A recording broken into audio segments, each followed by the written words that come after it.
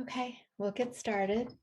Good evening. Welcome to the Budget Subcommittee meeting of March 6th, 2023. In keeping with an act relative to extending certain state of emergency accommodations, this meeting will be conducted remotely over Zoom.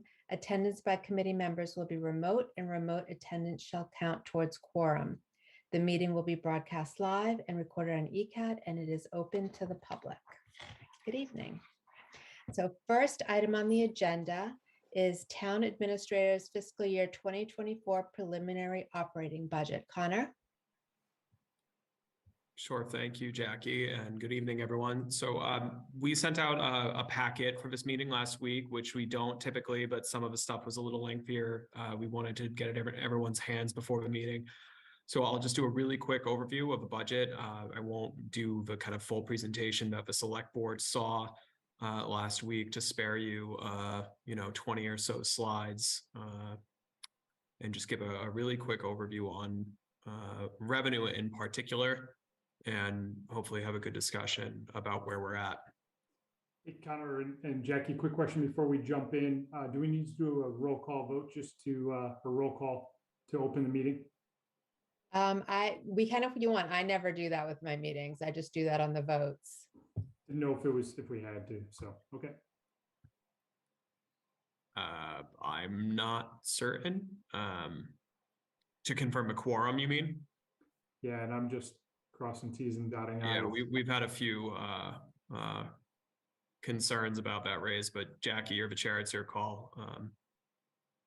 Yeah, we've never done that with school committee, so I'm just gonna follow what school committee does.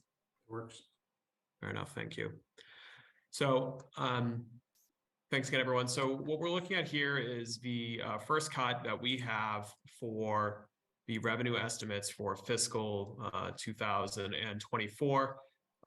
It's in the packet that you received. It's also online. We are looking at a relatively typical set of circumstances on taxation. It's 2.5 plus new growth, as well as any adjustment for exempt debt, although that's quite modest this year. But so what you end up with there is about 3.4%. We'll come back to state aid. It's not a great number. Local receipts, we're carrying a growth factor of 5%. That's preliminary. That's obviously decent percentage growth, but just based on the baseline we're working with, it's not, it doesn't dramatically change the financial future for Easton, but it's a positive area of revenue growth. This is stuff made up of things like motor vehicle excise, licenses, building permits, things of that nature. So it's much tracks more closely with the state of the economy. More generally, you also have things like meals tax in there. And so as people spending in those areas continue to go up, our local receipts continue to grow relatively strongly. They consistently are coming in the actuals over budget, which is great for free cash generation, which is important, as everyone here knows, for our reserve building and for our capital capacity. Other revenue sources, that includes things like reserves, ARPA revenue replacement, that's projected for a decrease right now of about 196,000, which is a cut of 6.5%.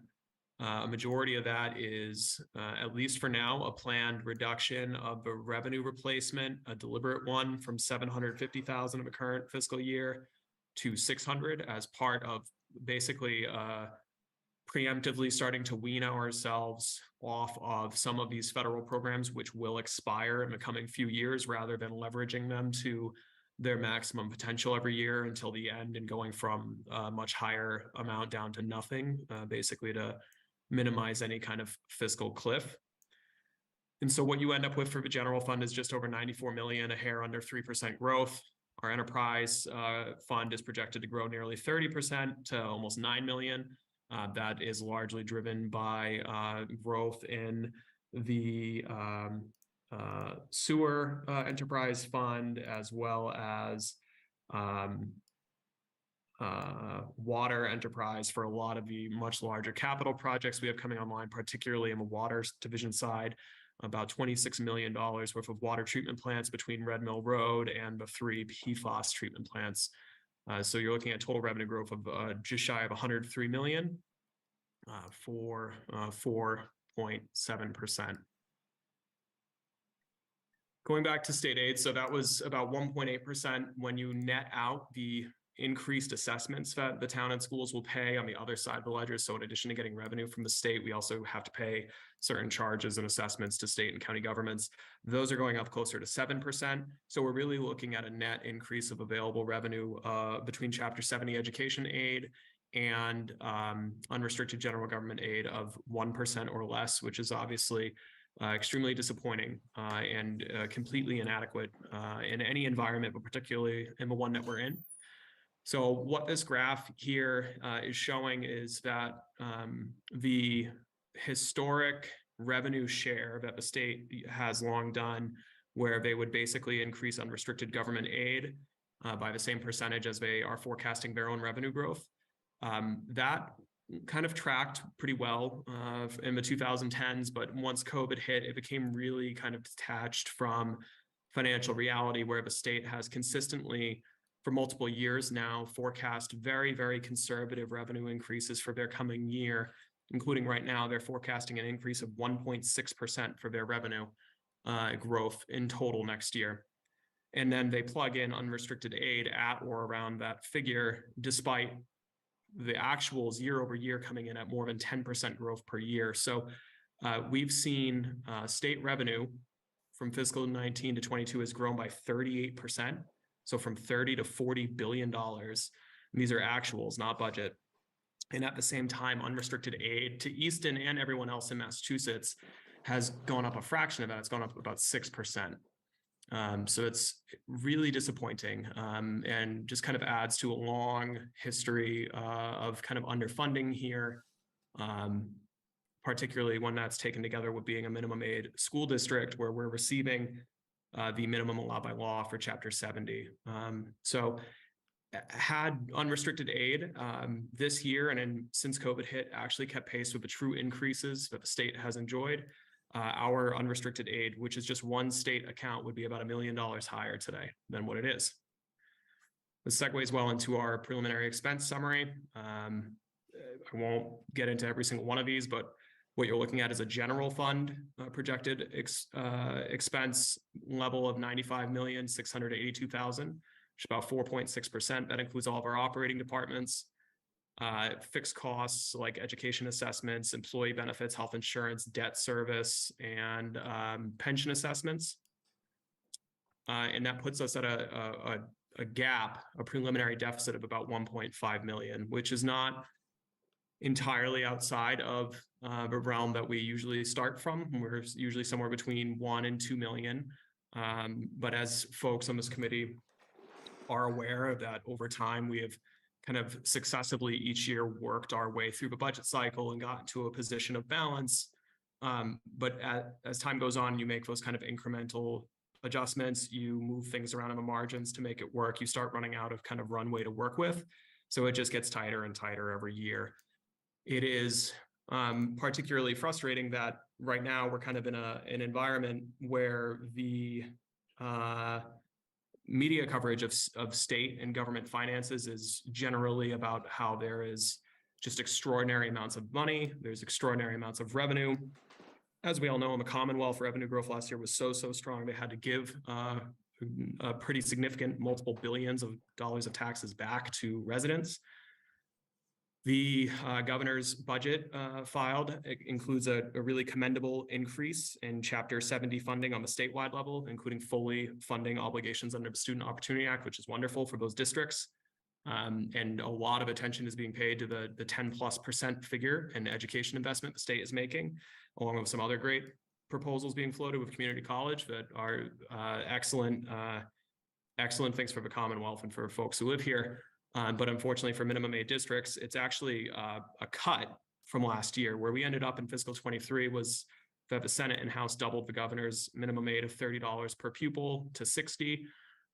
Still not enough, but it was a welcome improvement. And so this first cut in fiscal 24 is actually going backwards, back down to 30. So we're quite disappointed with that. We're working with our legislative delegation. We'll be advocating for that to increase, but it is certainly not a great place to start. So kind of touched on this already. We're going to be spending a lot of effort lobbying for additional state aid. A lot of the figures on the fixed expense side right now are estimates. We just received rates for GIC health insurance on Friday. They're not great. So we're going to be baking those in based on the actual enrollments that we have, revising that in the coming weeks. We'll be working to reduce town and school operating requests where we can to reduce the bottom line and the deficit. And we're working across town and schools right now with an energy consultant, taking another look at our solar credits we have on the books to allocate some of those out over our utility accounts in this coming year to soften some of the cost increases we expect to see and, kind of help squeak through there.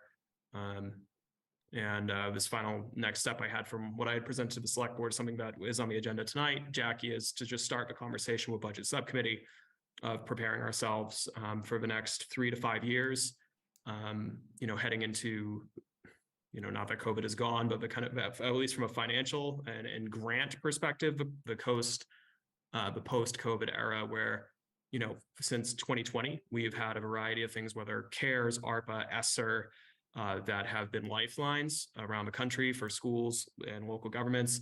Those are largely going to be expiring in the next couple of years. And so we should have, eyes open about what impacts those will have on the programmatic side as well as on the revenue side. So that's an overview of where we are for the start of the operating budget. Any questions or comments for Connor?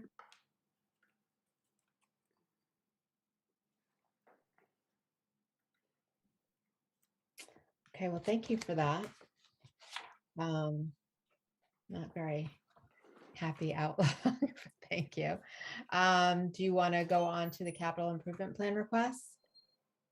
Sure. So attached in your packet, we felt it would be helpful to include the 5-year capital improvement master request list, which is basically just taking a draft of everything that's been requested starting fiscal 24 through 28 by all the departments that get rolled into the capital planning process by bylaw to show where we stand with fiscal 24 capital. So obviously, and some of the folks on the subcommittee have been on the capital committee, you're likely aware of it, but we have a separate capital planning committee who review and prioritize the asks against a preset kind of prioritization grid in the town's bylaws to try to prioritize what we ought to fund kind of regardless of financial capacity. And then myself and Wendy go through and target things that we think we can afford either through borrowing, free cash, or other available funds. And we spread that out to the extent we can over the annual and then fall town meeting, with a lot of things ending up deferred. So what's notable this year is the capital requests are quite substantial. So we've been fortunate, despite some of the challenges we just touched on very quickly on the revenue side, we've been very successful on both the town and school side with keeping operational cost growth pretty reasonable, especially when you look at compared to inflation rates and things of that nature. There's a variety of reasons for that, with good reorganizations, good budget management, good agreements with our unions. But the capital budget's much more susceptible to the kind of inflationary pressures, right? A lot of these are supply costs and construction and capital costs that are just really going up pretty shockingly. And so we're looking at a request for over 11 million if you aggregate all the departments. And even if you take out the enterprise funded departments, which sometimes can inflate that figure, make it a little more intimidating. But if it's an enterprise funded request, you obviously have a lot more flexibility with managing those costs. You could set rates as need be to fund the program. Just the general fund capital requests for this year are over 9 million, which is difficult because we typically fund somewhere between 2 and 3 million per year. So we're really starting to see a lot of that inflationary pressure creep into the capital planning process. Good news is this is one of the higher years in the 5-year plan, but even if you look out to the immediate future, with fiscal 25, there's some really sizable capital needs that are, coming down the pipe. And so as we continue to be challenged on the revenue side from the state, this kind of ties into the third item discussion tonight, which is we've had some really good free cash certifications the past couple of years. Hopefully we'll continue seeing some pretty healthy ones. And we're going to be having to make tough calls as we move forward on our operating position and not necessarily leveraging free cash to the fullest extent that we could under our policies in the operating budget. And there's a whole lot of reasons to do that, not creating fiscal cliffs and things of that nature, but the capital budget and the level of need that's present there is one of those reasons. So I just wanted to put this here for discussion, see if anyone had any questions or feedback, just put it on everyone's radar.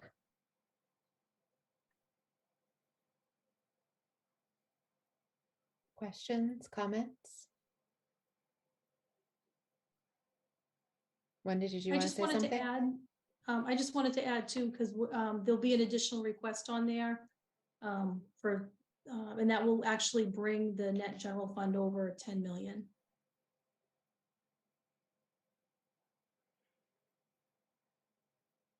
And not to pile on, but this obviously doesn't include the police fire Right. DPW replacement project at all, because that's a kind of separate project that is, estimated in excess of 100. That's obviously a bit different. That would be a debt exclusion, but it still kind of reinforces a point that the pricing we're seeing on some of these items is really, we would be lucky if it was 5 to 9% inflation. Some of these items, have doubled in 5 years or 4 years. So it's going to be a challenge for sure. Yeah, it's quite a substantial list. I'm sorry, go ahead. Was it Mike? You had something? Yeah, what's the look ahead on the inflation numbers? I mean, are we as a proportion of spend, do we expect these over time to level out, or are we looking at this? We projecting these are going to be super high and growing for the foreseeable future? So I'm going to be completely honest and say it's like throwing a dart at a board, in my opinion. I think it depends on who you ask and in what space. So for certain things, we're putting more reasonable single-digit escalators on for year-over-year budget planning. But then there are other items, particularly when you look at things like wastewater related, that have increased by 100% in 3 years, which is not even, it's not, I don't think there's something in the CPI and the consumer price index that would explain or justify that so much as there's certain products that are in high demand. I mean, Jamie's probably more qualified to speak to some of this than I am, but it's very hard to predict. And so if you look at like the police fire DPW project, even with professional cost estimators, we're getting variation of 20%, 25% on cost. So it's really a moving target. And so the downside there is it's a moving target. It makes planning difficult. The upside is sometimes bids come in and it's not as bad. Right. But it's tough. So I don't know if anyone here is seeing something different or hearing something different from their colleagues, but I don't know of any kind of safe bet number. I mean, you could always just grab the most recent CPI and carry 5% a year, but that's a moving target as well. Yeah, well, I wasn't sure if it would be, not that I expect prices to come down, but if it would be something where if people are saying, it's a mess right now, but as a proportion of spend, it's going to be a little bit more reasonable in 3 or 4 years that would justify punting on some of these. But you've pretty much answered the question. No, there is no such indication. So, well, one of the real challenges there is there's two sides of that ledger too, right? And it's not just the cost of the goods, it's the cost of the money, right? So absolutely. In theory, in a vacuum or in an Econ 101 class, when one goes up, the other will stabilize, but we haven't necessarily seen that. So those conversations are definitely happening, but there's concern. What I don't hear from anyone is they think it will go down. Maybe certain things will stabilize, although the auto market's dipping a couple percent. But yeah, I mean, you run the risk of you don't know and have no control over what happens in the coming years, except generally it's a question of how much prices are going to go up, not whether. Right. And, the Fed has made quite clear that they will be pretty consistent with their approach, using it, unsurprisingly, the one tool they have, which is interest rates, until inflation starts coming down closer to 2, we can expect rates to go up. So on some of the bigger things we're trying to do, a couple of points makes a huge difference. And so what we've been advised, and Wendy, if you could weigh in, and again, Jamie, from your perspective and your work, consistently working with Hilltop and other financial advisors, they've basically said, borrow as much as you possibly can, as soon as you can, and build what you can now before, the music stops. I'll just jump in and say, so decoupling ourselves on the global stage and trying to do more manufacturing here in the US, costs are going to go up significantly. We can't compete. And not that, there's talk about not competing. So if that's the case, then we're all going to spend more. And then that really touches untold numbers of consumer goods. And Yeah. so I'm seeing that now, even as everyone watches raw material, index, steel index, everything's come down. It doesn't change what our finished goods are going to look like in coming years. Yeah. And admittedly, my question was kind of foolish anyway. Anyone trying to time a market is catching a falling knife. So. Yeah. Wendy, was that generally accurate of Hilltop's, what we're being advised?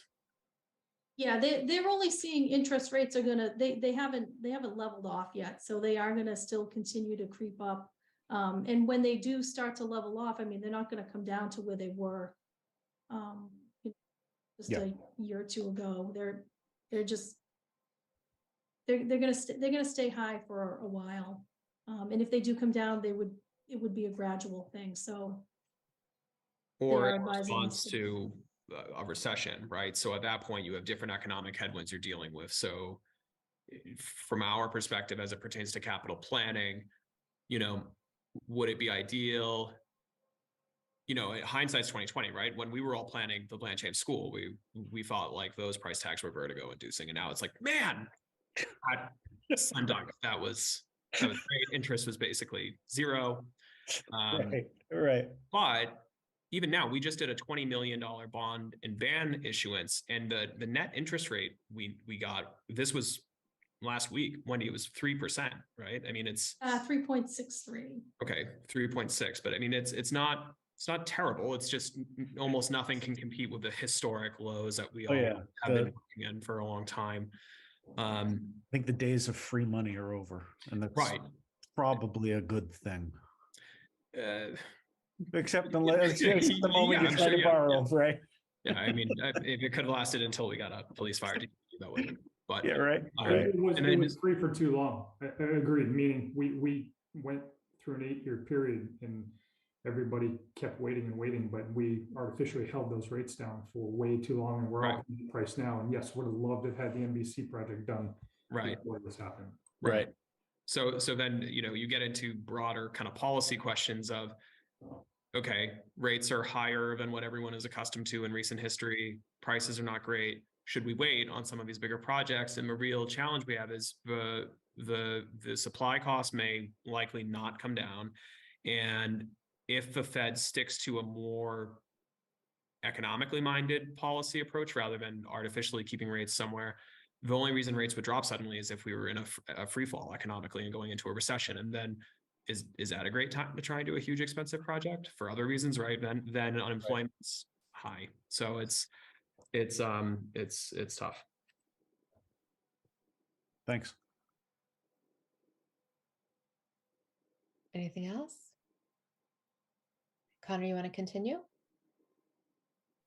Sure. I feel like I'm just depressing everyone here, but you got more sunshine and light to share. Well, good plans help the sunshine, right? So I have a pretty high level, not scientific summary memo here. It's just a couple of pages with some basic visualizations just to kind of show what I think is the approach that we very likely should and will have to take So we have two key grant programs in particular, ARPA and ESSER, that will be sunsetting in the next 2 to 5 year window. I believe both of them end 2024. Is that correct, Alicia? If on ESSER's was the same. Yes. And so these programs have been great and have offered lifelines for all sorts of impacts from COVID, both the very kind of direct, obvious public health aspects to the mental and social well-being impacts, to just the economics. And they're not going away tomorrow, which is awesome. But in the work we all do, I think we would all agree that, 20 months is not actually that far from now. So I wanted to kind of put on the table and just talk about some approaches we could take to try to minimize the revenue cliffs that this could create. A lot of the things that are going to influence how budgeting, how successful we could be with maintaining the level of service we have today, moving into fiscal 24, 5, 6, 7. Unfortunately, a lot of those things are going to be out of our control. Things like whether or not minimum aid is 30 versus 60 versus $100, whether or not unrestricted aid actually trends with real revenue growth. What rates are for healthcare, but we do have control over our fund management and our reserve use. And so we have all, worked very hard since 16 and 17 to build our stabilization fund up quite aggressively, which is a good thing. We're in a much, much, much healthier position there. And that is not only good for our bond rating, which is great for interest rates, but it will help us get through the ending of these programs, I think. And so if you go to the second page of this, it's page 24 of your packet.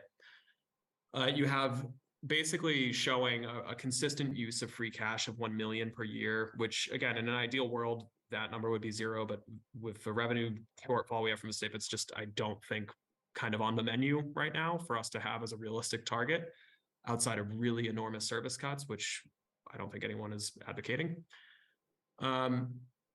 So this is assuming a kind of fixed spend of roughly 1 million of free cash. So that's closer to a quarter of what free cash certifications have been. Our policies target half or less. So what this is basically assuming is that, as we get out of the kind of COVID fund years, that free cash will normalize back closer to like 2 million or so a year, which was what it tended to be, rather than 4.5. And then on top of that, you'll see in green, what we're currently doing in fiscal 23 for ARPA revenue replacement, and then starting to basically walk that down in $150,000 increments. So we used 750 of that in the current fiscal year. Right now, we're proposing 600 in fiscal 24. So that's itself contributing to the preliminary deficit, right? We cut 150,000 of revenue.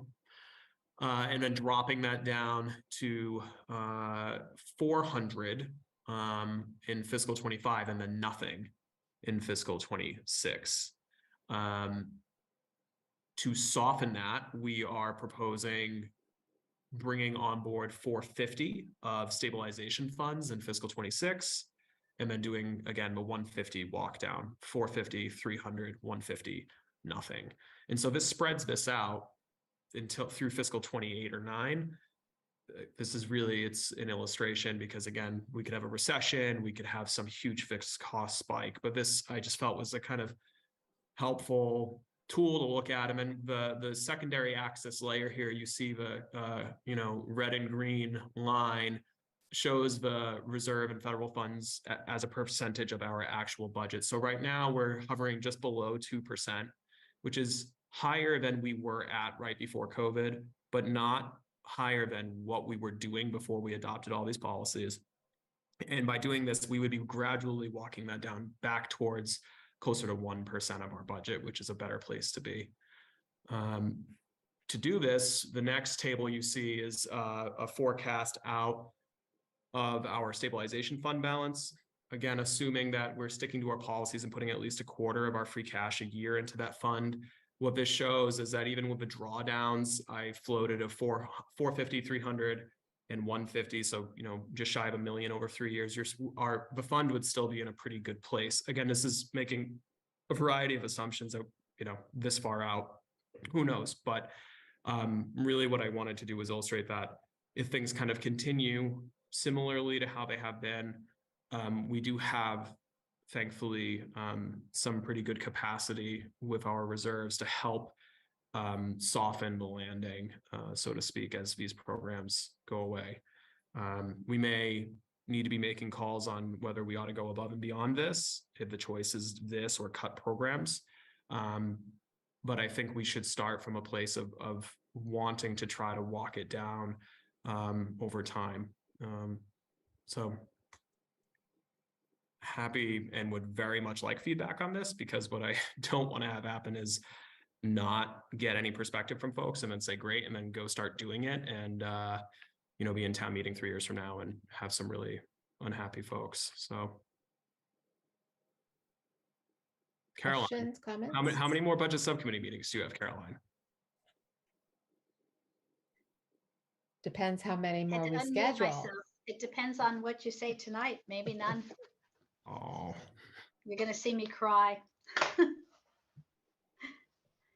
You can always still come, Caroline. That's true. I'll have to hang out in the chat if we're still remote, but I don't know Does about that anyone have, budget committee emerita. I like that. yeah, anyone have any comments or questions for Connor on this?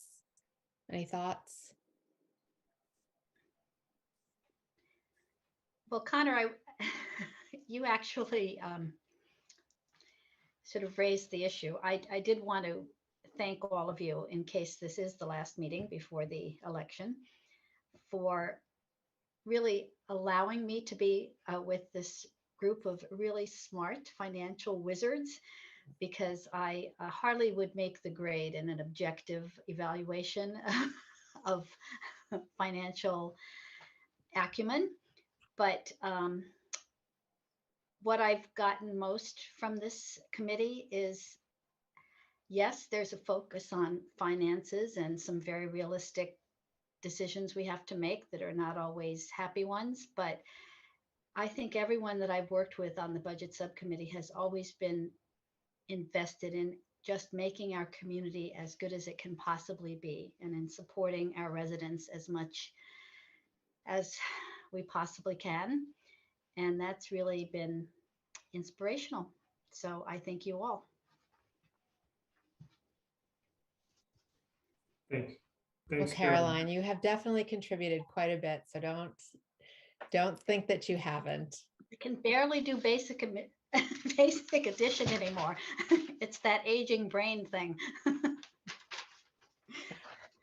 Connor, I do want to comment and just say that I appreciate that we're looking at this, and I don't know how many other communities are doing their due diligence to make sure that they don't fall off this cliff. But I realize that it, affects both the operational side and the school side. So I am curious, Leisha, do you feel comfortable with this as it's laid out? Comfort is a relative term these days. So I would say that, yes, I certainly appreciate the forethought, and we've talked about this quite a bit. What we've seen on the town side, on the school side, excuse me, we have benefited from ESSER for schools, and then worked collaboratively with Connor and Wendy for ARPA funding. We had projected this out from the beginning, and we're very cognizant of making sure that, as difficult as it was to not focus on our human resource needs, because that's our industry and that's what 90% of our needs are, we really focused on first, as Connor said, obviously the health and safety needs that were very tangible, between the protective equipment and the ventilation and those things. And then we really focused on programming. There are two areas, however, that we really had no choice and really were, I think, wise investments. And that was interventionists who provide services for students who are showing a need in backfilling skills, who showed some regression in academics throughout the pandemic, but also social emotional needs, and have done a bit of a backslide. And so we put in a pretty robust interventionist program, these part-time certified teachers who serve our students before they're referred for special evaluation, a special education evaluation, for example. And the second is our summer school. Now, we've had a special education or extended school year summer school always, but we never were in a position to offer a general ed summer school program. And now we have SEA, or our Summer Enrichment Academy. And because of these declining skills, we've been packed, and the children love it. The parents love it. It's been wonderfully successful. What we're seeing now is students are not bouncing back as quickly as we had hoped. It was about an 18-month shutdown, and we saw just about an 18-month regression. What we're not seeing is an 18-month catch-up. And some of this is compounding for students in terms of the social emotional difficulties that they're facing. They're having some very unfortunate social interactions with students. We're seeing a lot more negative interactions. We're seeing really some needs that we weren't quite prepared for. And with all the planning in the world, we really thought that by the time it's sunset, we would be weaned off of both the interventionists and the summer school program. And what we're seeing is, I'm not sure that's going to be the case. So for us to be able to have a softer landing, particularly in those two areas, I believe we're really going to need that. And this is not indicative of Easton in particular. We're really seeing this to be transcendent across the Commonwealth, frankly, across the country. There are a lot of trickle down effects and tendrils that have come from this that I think we're all just learning about now. And so those are two areas that we're particularly concerned about. And then, of course, going one-to-one virtually overnight is something that we have to try to keep up with now in terms of our technology. And that's also something we weren't prepared for. So we are facing some pretty significant waves. I wouldn't say ripples, they're waves. We're seeing some pretty significant aftershocks from COVID that we've used a good portion of almost all of our ESSER funds to try to meet. And it's going to take a bit longer. So having that forethought and trying to come in at a bit of a softer landing is something that we're definitely going to need on the school side. And I'm sure they're seeing that in the town side as well. I know it's early and we haven't really seen this administration, the Healy administration's, they're talking a lot about education, right? And putting forth a pretty robust, hopefully improved budget. I don't know enough to speak intelligently about it. I don't know if any of us knows details yet, other than we've seen the reduction, right, from 60 to 30 in, what is it per student, the student Minimum chapter 70. Right. Right. So basically we get about $100,000 increase over the year before to mitigate all of these needs and the sunset of the grants and so forth. Right. For a $47 million department. It's discouraging at best where we're starting this year.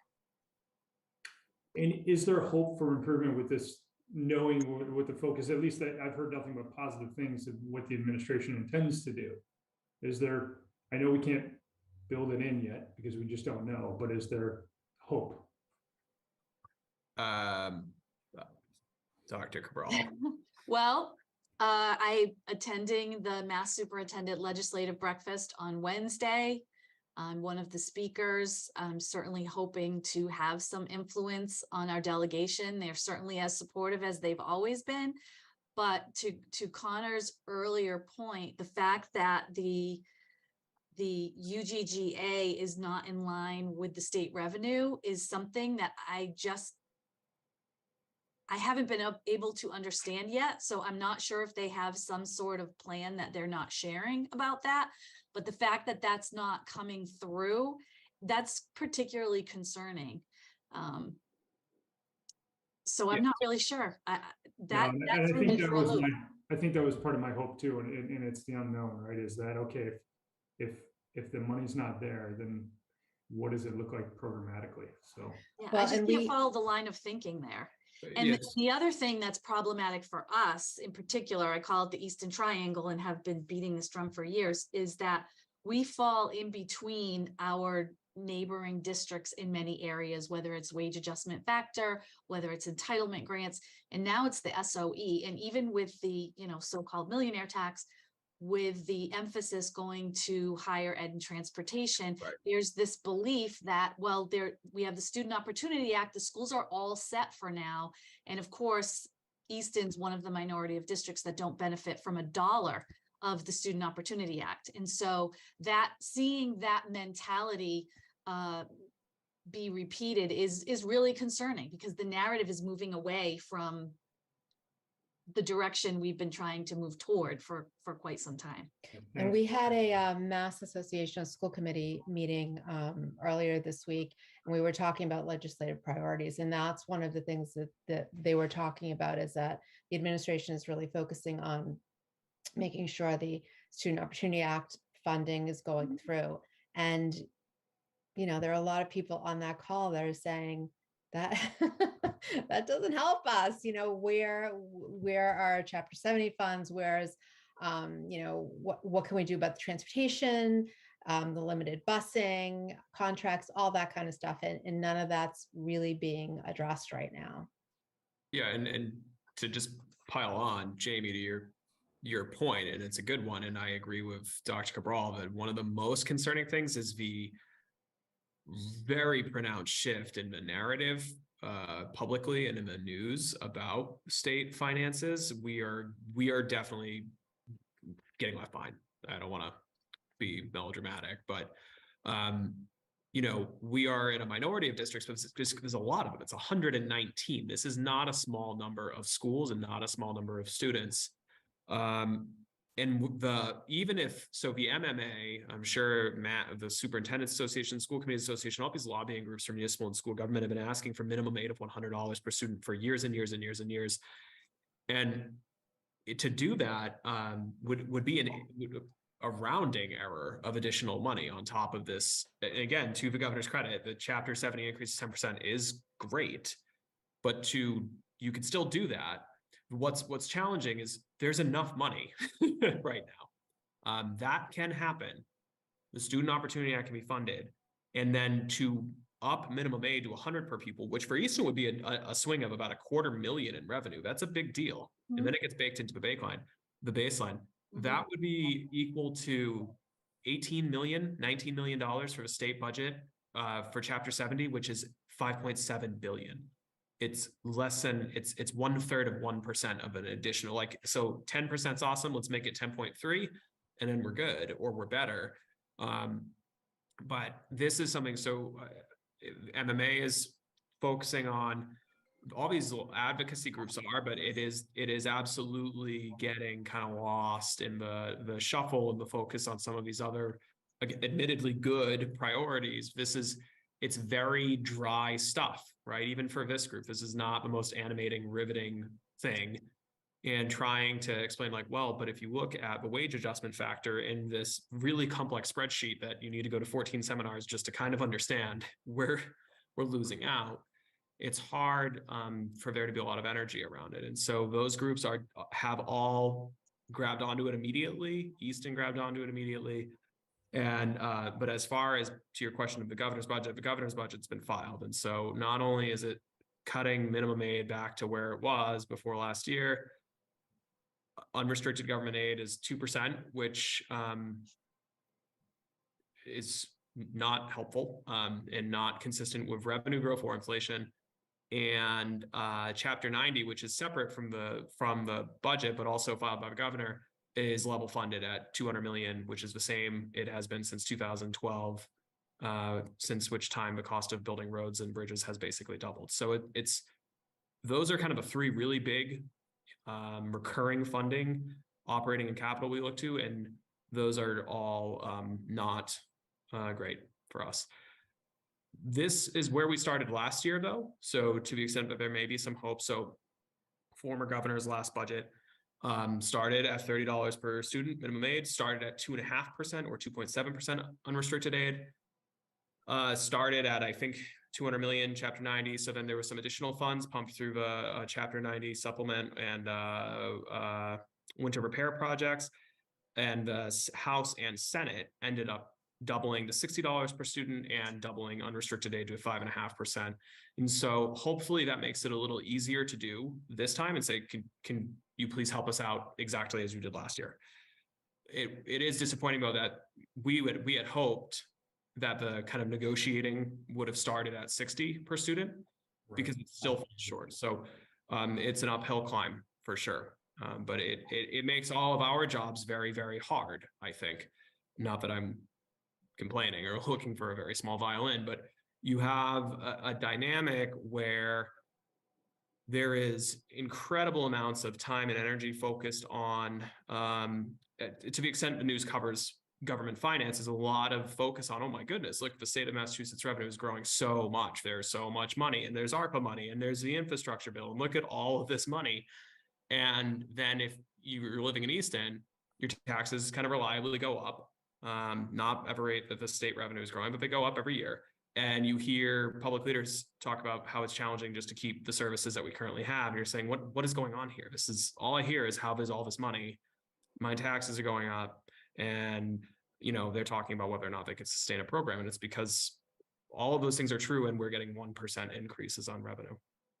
So it's tough, but we've already been in contact with our legislators. We'll stay in touch with them. We'll be sending kind of our annual list of priorities that myself, Alicia, Michelle, and Dottie sign off on. That includes all of these points, as well as various bills that are floating around that have financial impact, covering things from PFAS remediation to public buildings to school transportation costs, and we'll Circuit breaker, yeah. Circuit breaker, and we'll work with them and you know, try to do the best we can working with them on that. Well, Alicia, Jackie, and Connor, I appreciate the additional color. Any other questions or comments? Anything else, Connor, from you on this? I'm good, thank you. Okay. All right. Do you want to go on to proposed schedule for the joint budget hearings? Sure. So we, by charter, need to have at least one public hearing with a finance committee in advance of the annual town meeting where all the departmental budgets are presented. And for the past few years, we've been trying to get all of them in and presented over the course of 2 nights. It seems to be working about as well as it can. We shifted those to later in April, starting a few years ago, because we used to do it in March, but budget is almost never balanced in March, and it's kind of a buzzkill to have departments come in and present a budget that would probably be really awesome, but then ends up being trimmed a little bit. So we target the last week in April. So we're looking at April 24th and 26th. I think we've already floated this to most of the principals involved, and that would be a Monday and a Wednesday. We are planning for in-person because remote meetings go away March 31st, unless the state extends that, which hopefully they do. But that's probably what we're looking at. Questions, comments on the dates? Okay, thank you. May 15th town meeting, annual town meeting. So it is everyone's favorite time of year. It's town meeting time, and the select board will start reviewing the warrant at their meeting on Monday. So we don't have a draft yet, but it doesn't look particularly long, 20-something articles. A lot of them are CPA articles. And that's really it. You know, pretty standard stuff: operating budget, capital budget, revaluation for tax assessments, and then a lot of CPA articles, including some pretty significant ones for the schools, which are exciting. So, not to put you on the spot, Alicia, but if you want to weigh in there, feel free. Sure. On the capital? CPA, community preservation. So yeah, not sure where we are yet. We're working on it, but we have 2 pretty significant projects going forward. We have one for courts at Oliver Ames. We have a design for the current tennis court and basketball court is very close to being taken offline outside. Tennis is pretty important because it's the only courts we have for our students and where we can hold our MIAA competitions. So we have a design that maintains the 5 courts we need for MIAA competition, the 3 basketball courts that are currently there in a slightly different configuration, but it also adds some pickleball courts, which we're hoping will be very useful on the town side, because we're trying to encourage use of the facilities. And there's currently a beach volleyball pit there, and we're looking to incorporate that into this design to cover that and make that these pickleball courts. So that's one project. The other project is actually part of a bigger vision that we have. It is primarily to provide playground and outdoor learning spaces for Richardson Olmsted. The school, as you know, was built as 2 separate schools under one roof for MSBA eligibility.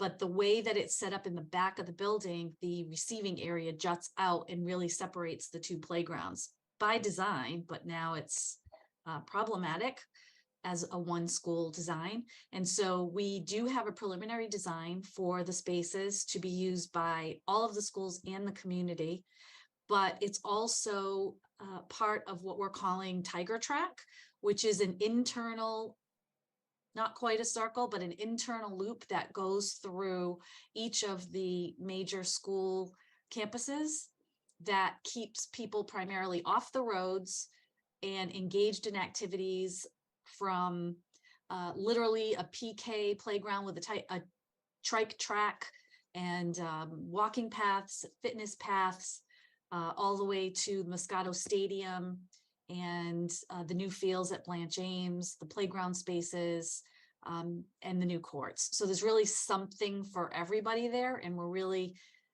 focused on getting the community here, not only in Blanche Ames, but now that we're all on one campus, getting them onto the campus, making better use of outdoor spaces, linking us to the Clifford Grant conservation area in the back of the buildings, and really just providing a space where multi-generational groups can get together, have family activities, community rec activities. So it's part of an exciting visioning that we have, and we're really hoping that they can both go through, but we're optimistic.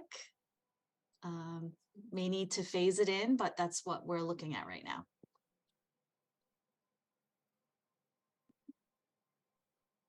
Thank you. Any questions or comments on that?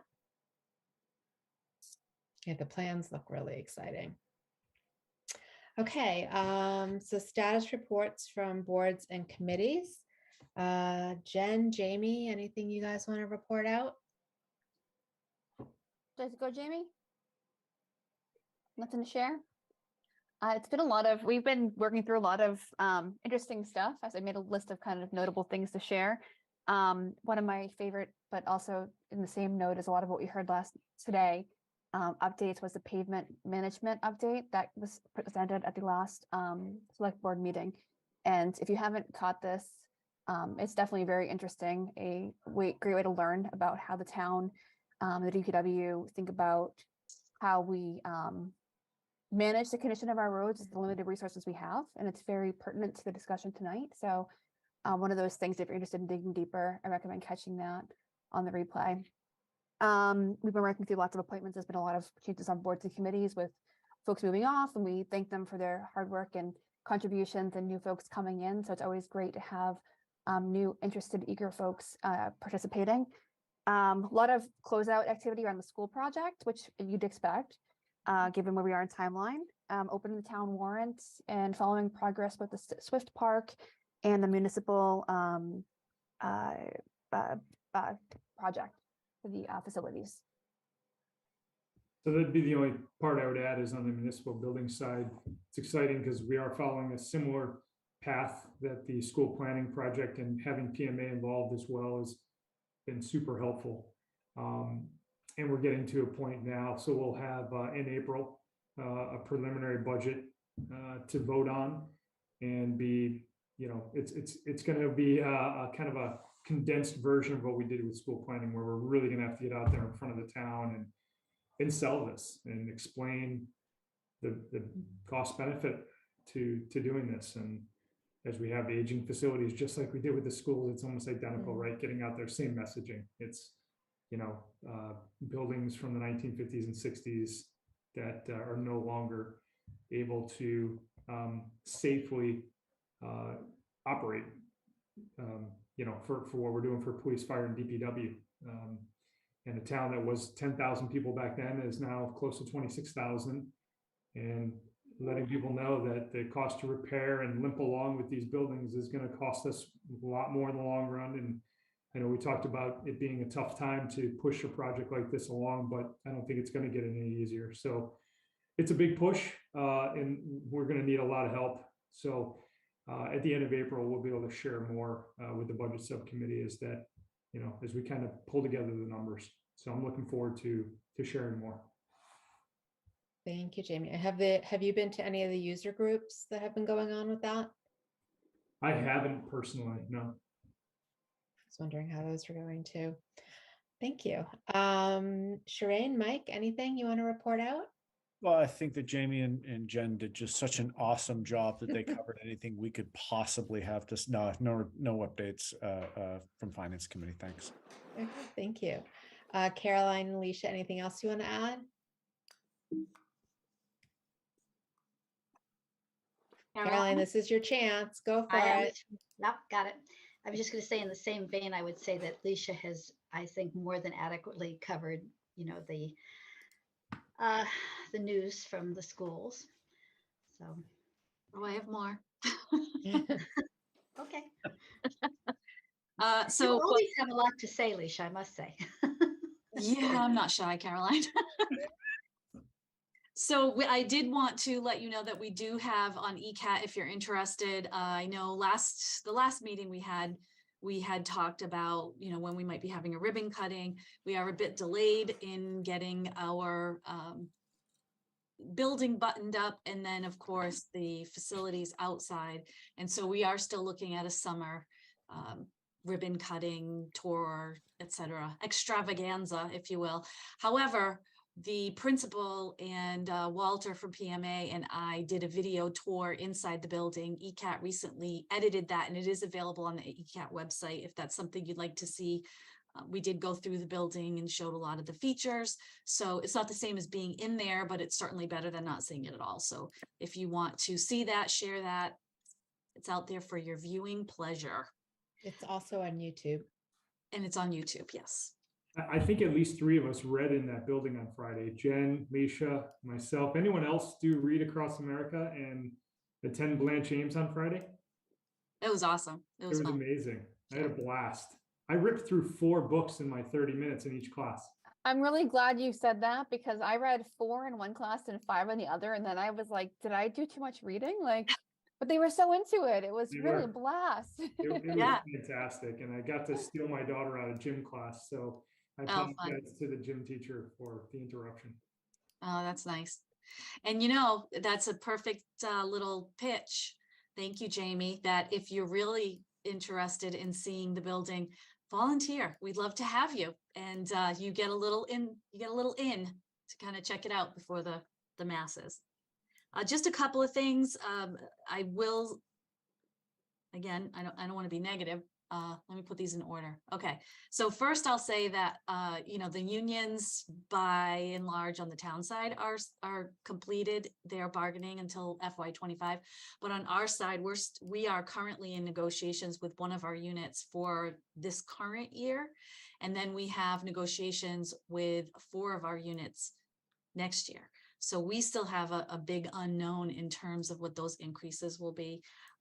In addition to that, we're looking at level services to be sure, but what we're seeing is the manifestation of if you build it, it will come. last year, or budgeting for last year, for this year, I had to add, I didn't add any pre-K, I didn't add any kindergarten classes, but in preparation for this year, even though we moved halfway through, we had to add at the beginning of the year a full pre-K class and 2 half-day classes. And already we're seeing that next year we have to do the same. So we have to add a full pre-K class and 2 half-day classes. So just to offer level service because of our increased enrollment, we're seeing a lot of those additions. The same is true of our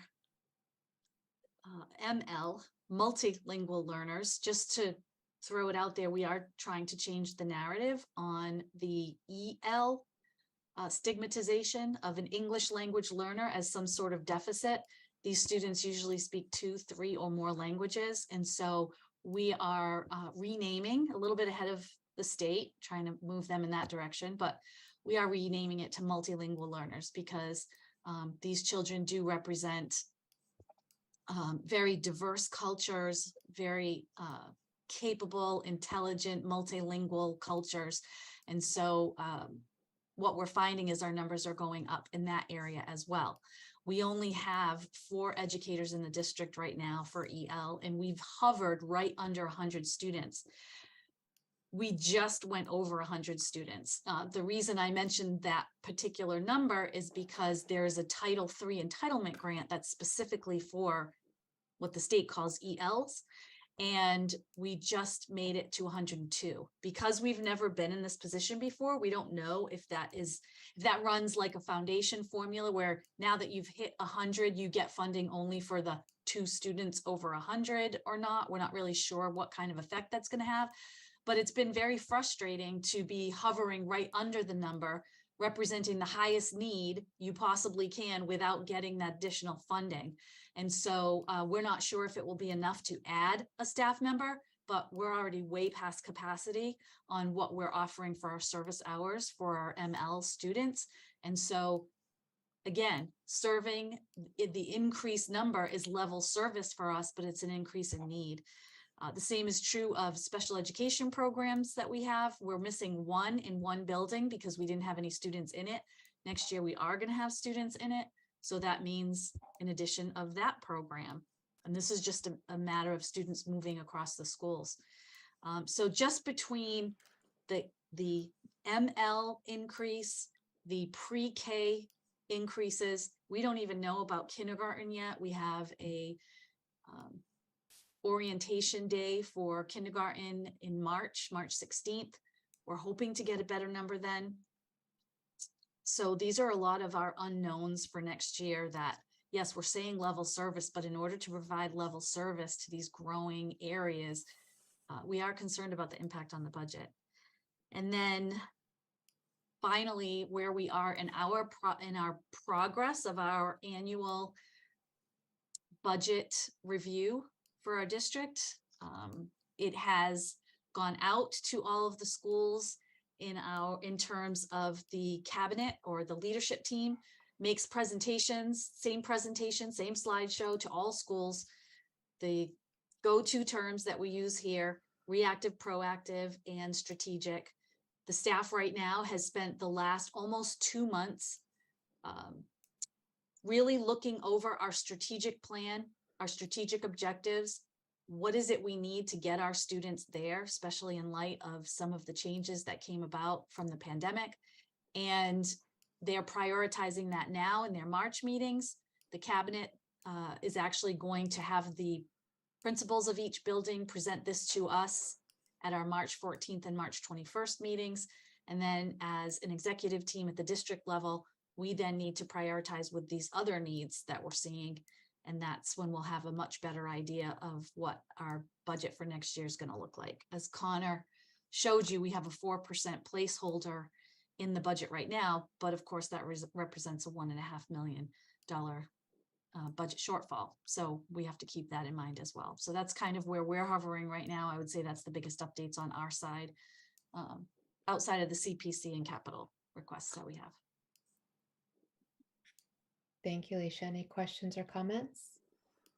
Just thank you, because things that we don't always think about on the school side with certainly the traction now to, and will continue to attract families. And that's a wonderful thing and a challenge all at the same time. Okay, thank you. So we can move on to the meeting minutes of December 13th, 2022. Does anyone have any questions, comments, corrections? No? Okay, so I will take a motion to approve the meeting minutes of December 13th, 2022. So moved, Stebbins. I beat you, Mike. Do I have a Seconded. second? Seconded. O'Neill second. Okay, roll call vote. Reed, Yes, Reed, yes. Cabral, Yes. O'Neill, Yes. Stacy, Yes. Stebbins, Yes. Diaz, yes, DePietro, Yes. and Wiseman is yes. Thank you. Okay, next budget subcommittee meeting.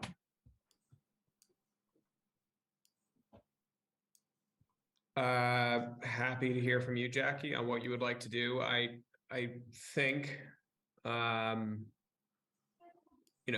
realistically, we will have a budget update at some point, late March, early April. Do you But- want to wait a bit and then just send out an email when you have a better idea? If that's okay with everyone here, we can definitely fit another one in for Caroline and get her money's worth. Yeah. I don't know. What do you all think? Do you want to set one now or do you want to wait and see how the budget's coming along? I always say wait. Yeah, I'm game to wait. You're thinking a couple more weeks, right? Yep. Okay, so Michael, whenever you guys think you're ready for a meeting, if you could just send out an email to all of us and we will plan something. Okay. Sound good? All right, then I Would will I be take, so bold as to Thank- suggest that we may allow Caroline to make the next motion? absolutely. I wasn't even gonna try. All you, Caroline. You mean a motion to? But that'll make me sad. I was already sad, and it'd make me even sadder. We don't want to I'm make you so I think sorry. I sad. should do that at the next meeting if it's Okay. apparently going to be before April 22nd. Okay, so we'll do that at the next We one. will probably have a meeting before April 22nd. Then I will save Caroline from being sad and I will make a motion to adjourn. Do I have a second? Second, Cabral. Okay, roll call vote. Reed, Yes. Reed. Cabral, Yes. O'Neill, Yes. Stacy, Yes. Stebbins, Yes. Diaz, yes. Pietro, Yes. Wiseman, yes. Okay, everyone, have a great night. Thanks for all your information tonight. It was a lot, but it was really good. So thank you. Have a Agreed. good night. Well, Jackie.